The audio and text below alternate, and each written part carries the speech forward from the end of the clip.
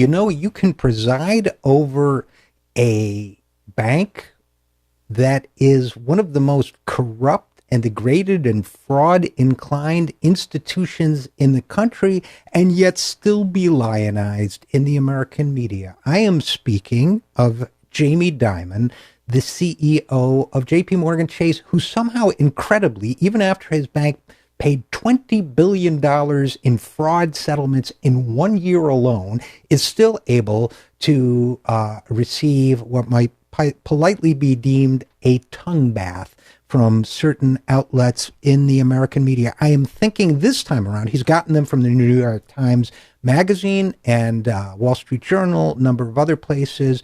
I'm thinking right now, this week, of Barron's, which, by the way, published my father's only book, Barron's Guide to the Two-Year Colleges by RJ Eskow. Get it now in your used bookstore.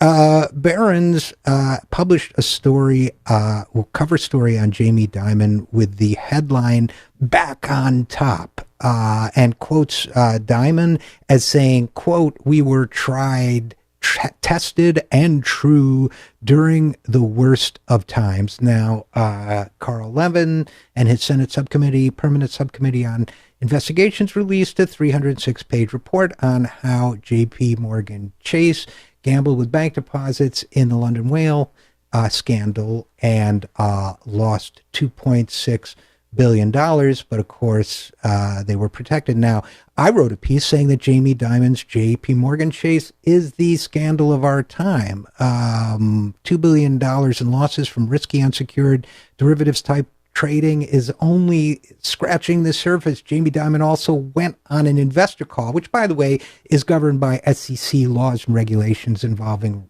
investor fraud, making it illegal to deceive investors, and said that the whole London Whale case was a tempest in a teapot that would amount to very little financially. $2.6 billion later, we know differently about the London Whale, but there has been no SEC or criminal investigation of Jamie Dimon for telling investors otherwise, even when that might have been material misrepresentation. If it was not material misrepresentation, then Jamie Dimon is an incompetent executive because he did not know what was going on in a department that reported directly to him. And yet Jamie Dimon manages to go in the major media and say that he and his organization are being unfairly persecuted. That's what he keeps saying, unfairly persecuted for the crimes of others. Now, we don't have time here to list all the major offenses that Jamie Dimon's JP Morgan Chase has committed under his watch, but it includes everything from perjury and a forgery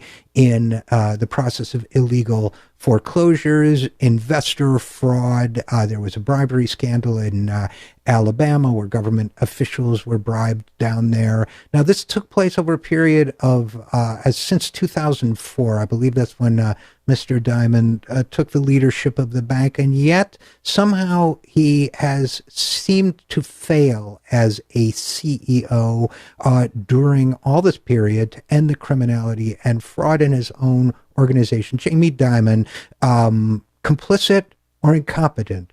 I will leave that for you to decide, but for the intrepid reporters of Barron's, he is neither. He and his organization are back on top. I'm Richard RJ Eskow, and this is The Zero Hour.